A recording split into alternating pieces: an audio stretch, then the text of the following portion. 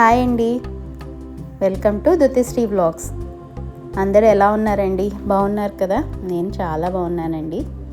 ఈరోజు నవరాత్రుల్లో 7వ రోజు కదండి, అంటే అమ్మవారిని మహాచండీ దేవి రూపంలో పూజిస్తాము. అమ్మవారిని నేను ఎలా తయారు చేశాను, ప్రసాదంగా ఏం తయారు చేశాను, పూజ ఏ విధంగా చేశాను ఈ వీడియోలో చూస్తూ అమ్మవారి గురించి కూడా కొన్ని విషయాలు తెలుసుకుందాం. మొదటిగా మహాచండీ దేవి కథను విందాం. పురాణాల ప్రకారం ఒకప్పుడు మహిషాసురుడు అనే అసురుడు దేవతలపై దాడి చేసి 3 లోకాలను ఆక్రమించాడు. ఎవ్వరికీ ఆయనపై జయించడం సాధ్యం కాలేదు. అందుకే దేవతలందరూ కలిసి తమ శక్తిని ఒకచోట కలిపారు.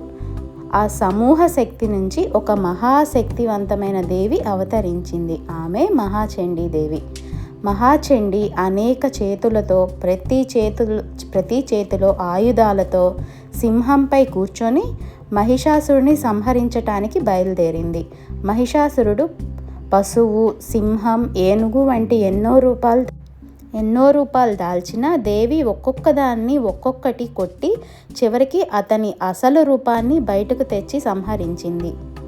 ఈ యుద్ధం తర్వాత సర్వలోకాలు మళ్ళీ శాంతివంతమయ్యాయి. దేవతలందరూ ఆమెను చండీ లేదా మహాచండీ అని పిలుస్తూ స్తోత్రాలు చేశారు. అప్పటి నుంచి భక్తులు కష్టాల్లో ఉన్నప్పుడు ఈ రూపాన్ని ఆరాధిస్తే ప్రతికూల శక్తులు తొలగి ధైర్యం, శక్తి, రక్షణ లభిస్తాయని విశ్వసిస్తారు.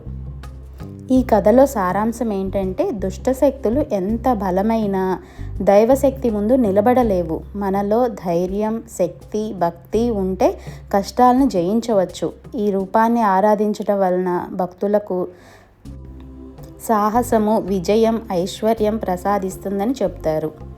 ఈ పూజలో మొదటిగా గణపతి పూజతో ప్రారంభించి చండీ మంత్రం ఐం హ్రీం క్లీం చాముండాయై విచ్చే అనే మంత్రాన్ని 108 సార్లు జపించాలి. తర్వాత అష్టోత్తర శతనామావళి, పసుపు, కుంకుమ, పుష్పాలు, అక్షతలతో పూజించాలి. చివరగా నైవేద్యాన్ని కూడా సమర్పించాలి.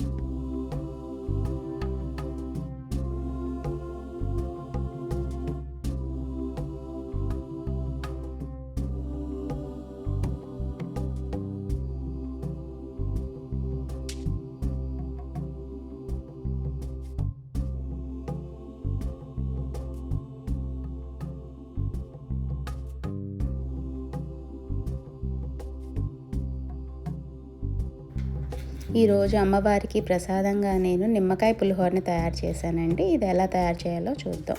ముందుగా ఒక బౌల్లో వండిన అన్నాన్ని తీసుకొని చల్లారి పెట్టుకోవాలండి.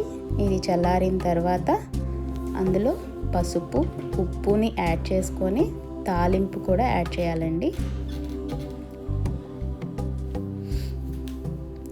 తాలింపులోనే నేను పసుపు వేసేసుకున్నానండి.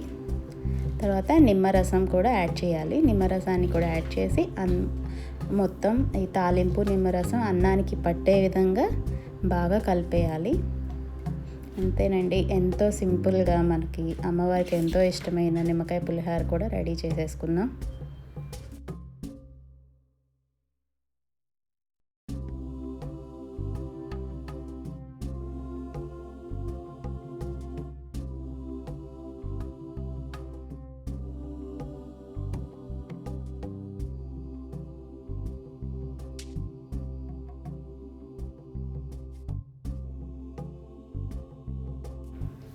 చివరిగా ప్రసాదాన్ని నైవేద్యంగా సమర్పించి హారతి ఇచ్చి ఈ రోజుకి పూజని ఈ విధంగా ముగించానండి. నేను చేసిన ఈ పూజ ఎలా ఉందో నా కామెంట్ సెక్షన్లో తెలియచేయండి. మీరు ఏ విధంగా పూజ చేశారో కూడా నాకు చెప్పండి.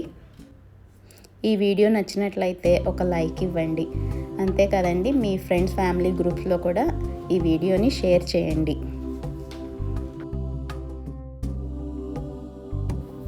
నా వీడియోని కొత్తగా చూస్తున్న వారు ఎవరైనా ఉంటే ప్లీజ్ అండి సబ్స్క్రైబ్ చేసుకోండి.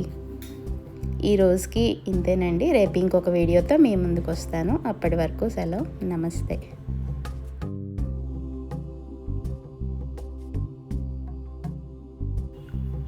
Thank you for watching this video. Please do like, share and subscribe. Bye bye.